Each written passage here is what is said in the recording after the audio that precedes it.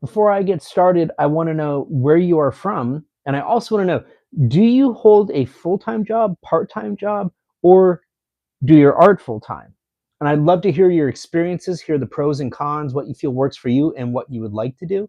Before I get further, though, I want to say that you can find me everywhere in my link tree. I do a lot of artist support talks on my platforms. You can find me on Facebook, Instagram, Threads, TikTok, pretty much everything. And sometimes I do these talks on those other platforms. So it's not always just here. So you might want to join me there too.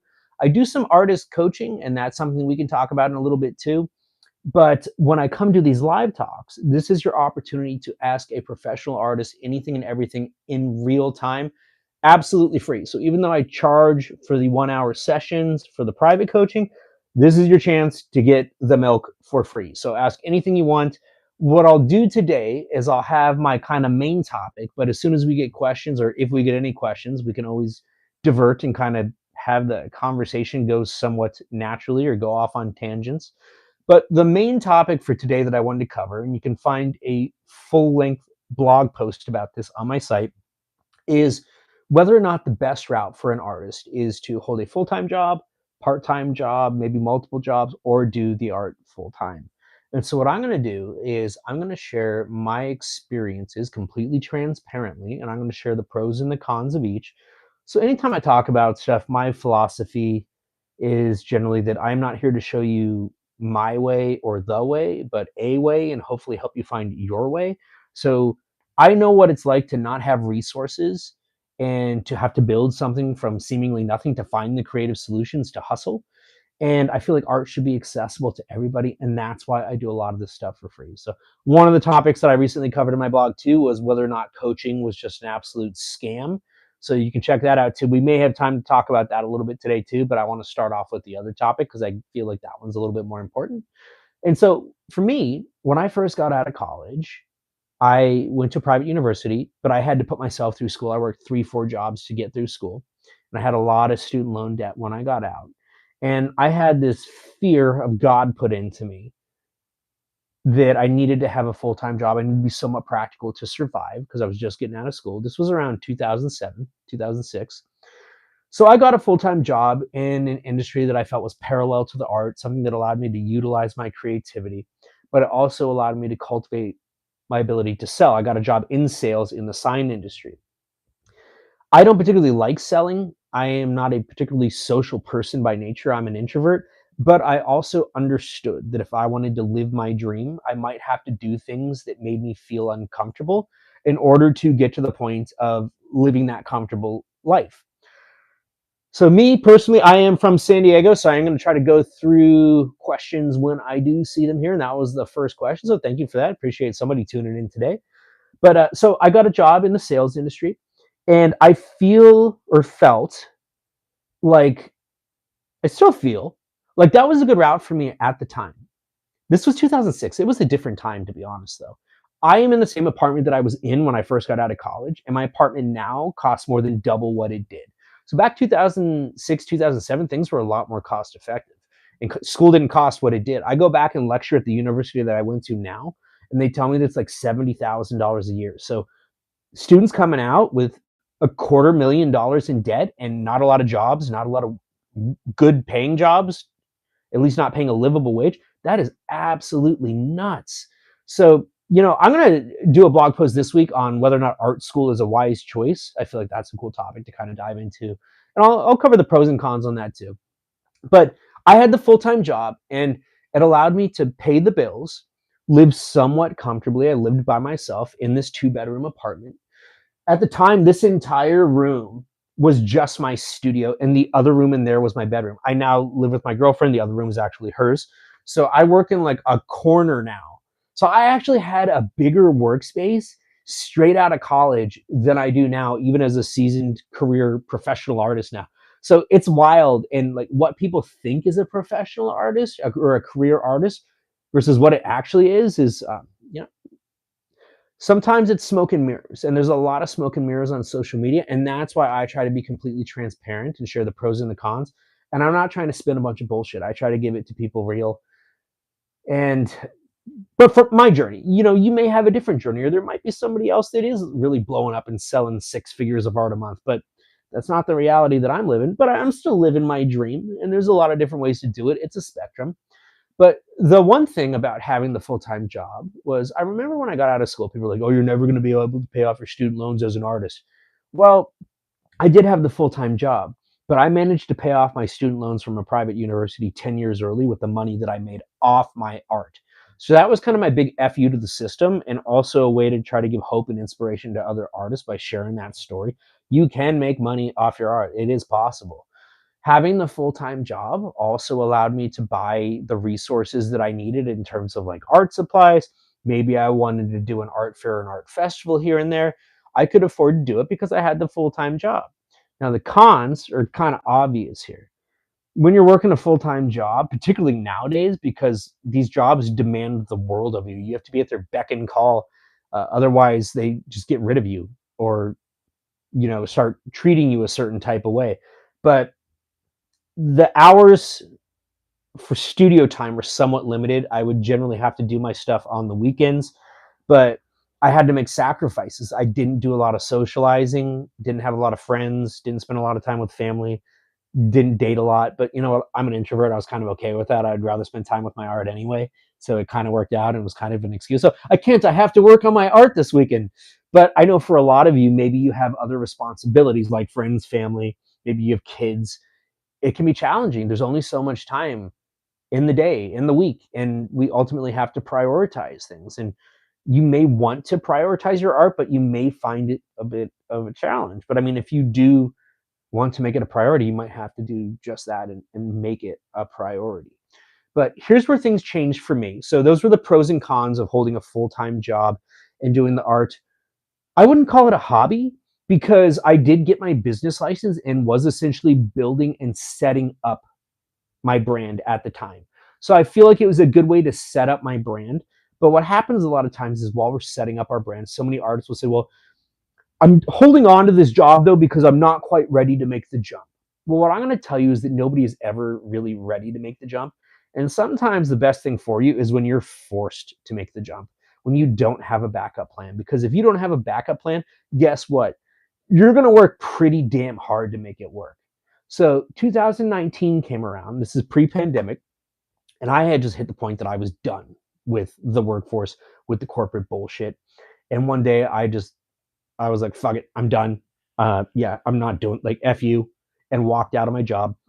And I just said, you know what? I'm going to make the dream work. And it may suck. It may be hard. I may not be able to buy the things that I did. I may have to live closer to the chest and live a really simple life. But I was willing to take that chance. I was willing to go after my dream because I had reached a point that I was ready to give up on life. I was so miserable working for somebody else and in that system. It just was not for me. It was killing my soul. And I thought, you know what? In fighting for my dream, I may have to work even more hours and I may have to hustle and I may not make a lot. But at least if I was going after my dream, I could live with that. And even if I fell short, I could find some sense of success in knowing that at least I was struggling or failing in the pursuit of something that I actually wanted. With the corporate route, I didn't want that to begin with. So even if I was succeeding, that success was ultimately a failure. So I did the full-time artist thing from 2019 until this past year, and I'll get into the whys of that. But when the pandemic came around, I had kind of already set myself up, my business, the way that I was doing things. And so it kind of worked out for me, as bad as it sounds, because what happened was the government started giving people a lot of money and people wanted comfort. They wanted things that made them feel better. They wanted familiarity. They wanted stories. They wanted positive energy in a very chaotic time. So people were using a lot of that money to buy art. And I had the best year of e-commerce sales during the pandemic because people had money. Now, on the back end of that, though, I knew what was going to happen. I knew cost of everything was going to go up: cost of goods, cost of shipping, cost of doing business. And I knew that ultimately people would be likely struggling more financially. And that would mean that they didn't have as much money to spend on art. Some would stop buying art completely. And so I knew things were going to kind of go like this. And in many ways, that's exactly what happened. That's not to say that there weren't artists that still thrived, but I think that those artists were very much in the minority. And I try to be candid about my situation. And I noticed a major, major drop. And what happened when people stopped spending money on art was I was able to kind of ride out for a little while with how well I had done earlier on. But as time passed and the sales didn't increase, the money started going like this and it got really scary. I was still willing to find a creative solution and to fight through, but I tried adding a couple different revenue streams, things like licensing deals, doing a little teaching here and there. But people were just spending less on everything. And the first thing that people often cut is anything in the arts field because it's not deemed as a necessity. Now, yes, I would say art is very much a necessity because it's for the soul, but people are always going to buy food typically before they buy art. Reality of life, a little bit more of a necessity in the eyes of most people. I get it. I understand. But when I noticed the sales dropping, I started to pay a little bit too much attention to what the market wanted. And that's not to say that that's a bad thing. If your goal for your art is to monetize and to sell your work, you do technically usually want to pay attention to the market and what the market wants. But my work has always been about soul and connection and sharing my story. And so when I started thinking too much about what color palette's going to be ideal in a gallery and what size is going to be more likely to sell, and I started doing a lot of small works. And there's nothing wrong with small works, but they don't have the magnitude or the oomph or the power that some of the bigger works do. And even on social media, the things that I share here on YouTube and the shorts, I feel like some of the bigger pieces are far more engaging and entertaining for people to look at. You can really get engulfed and sucked into those big pieces. And the smaller pieces, even though they're a lower price point, they just don't have that pop or that power.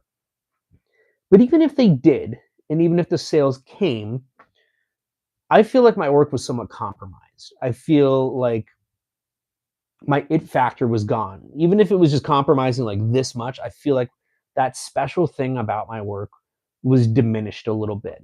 And so this past year, after kind of riding it out for a long time, I decided that the best thing for me to do was to go back to work, but to go back to work part time and in an arts adjacent field. So I got a position as a part-time paint and sip instructor. I'm actually teaching one tonight. I'm going to be teaching a blacklight class from 8 to 10. It's a good time, but part-time painting instructor. And it's been a blessing for me. I'm lucky that I was able to find something arts adjacent that was still connected to my passion, my purpose, my calling. And the way that my job works is I'm very, very part-time, not a lot of hours. I'm talking like 10 to 15 hours a week. Manageable, still leaves time for the art. I'm able to promote my art, promote my brand. I'm able to teach outside of there. I'm able to promote myself in my classes. I'm able to sell some of my art on the walls at work. I'm able to take students, give them private lessons. I'm able to do private parties outside of there.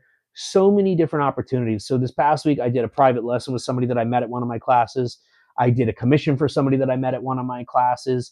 Lots of ways to kind of really bring in revenue and to get my feet back under me and build sustainability, which is really the key for being an artist. It's about finding a balance, but not just finding a balance, finding the balance that works for you. So you may find that the full-time job is the balance that works for you, or you may find that you do just fine as the full-time artist because maybe one, you sell enough work, or two, maybe you have a little bit of a nest egg or come from money and have somebody funding it. And if you do, like, congratulations to you. I didn't have that. So I had to make a different decision for myself.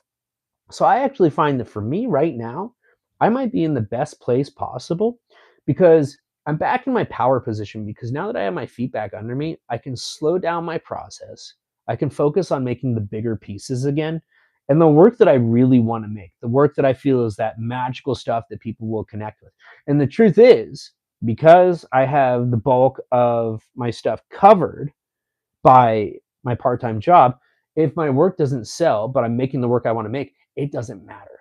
So I want to say this.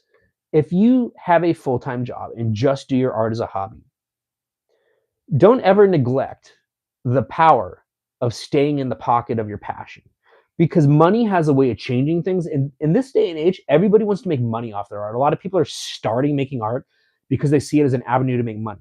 I started art because it was my only way to connect with a world that made no sense to me. And then later on, I'm like, oh, well, maybe I can make some money off this. Why not? because I want to spend more time doing this and I want to help other artists. But it's so easy to lose yourself as soon as money becomes involved, even if it's only impacting you on a subconscious level.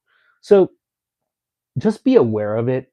And that's one of the things that I share. I share the ups and downs so that you could just be aware of these things and make the best decisions on your journey. So that was the other topic that I'll maybe just get into really quickly was the coaching. I'm curious, for those of you out there that are familiar with the term like art coaching, what do you think about it? Do you think that it's just a big scam? I know there's a lot of artists that are like, hey, sign up for my program. I make $10,000 plus a month and I'll show you how to do it too. Do you actually believe those people? Do you think those people have done those things, or do you think that they're just blowing smoke?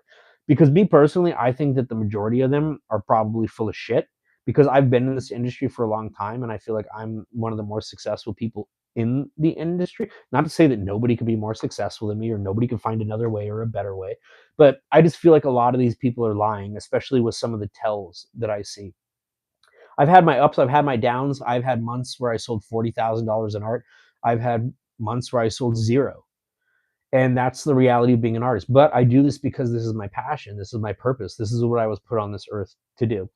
But when I do my coaching, again, I don't make these promises to people. It's just more of a, hey, what do you want to do with your art? What are your goals? What are the things you want to focus on? Do you want to focus on contacting galleries, getting into galleries? Well, here's a few things that you can do. Here's some things that I've done. Here's some things that I have learned. And one of the things I've learned is that I'm actually getting away from working with a lot of galleries right now and getting back to doing a lot of stuff on my own, because the truth is that nobody is ever going to care about your dream as much as you do. Just straight up facts. And you may find a gallery that works for you, and I have several that do work for me that I very much like working with. Great rapport, great relationships.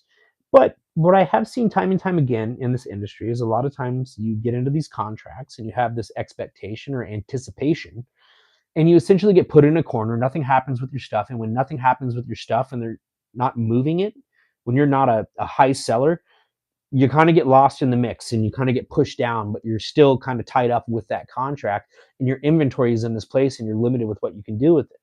Some of these galleries are just, one, unethical. Two, some of them are just not good at communicating or doing business. And we're in a different time than what the art market was a decade ago or a couple decades ago, and what galleries meant to the art world at the time.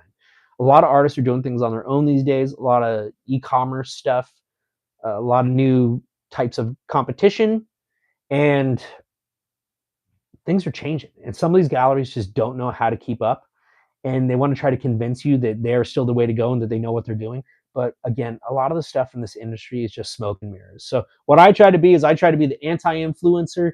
I don't really consider myself a coach, even though I do a little bit of the coaching. I'm more of an art mentor, but I'm candid. I'm honest. I try not to bullshit people. I try to put it all out there and hopefully help some people on this journey, because I know what the struggle feels like. I don't want to take this too long though. We didn't really have any questions, but you know what? I still feel like this was a success, and I've got hundreds of other videos that you can find on YouTube. So I feel like this is a good place to leave you. We'll do more talks in the future, but check me out everywhere on my link tree. That will show you all the places you can find me. Maybe you catch me on a talk on one of the other platforms or find some of my support there. So I'll see you next time. Have a good day.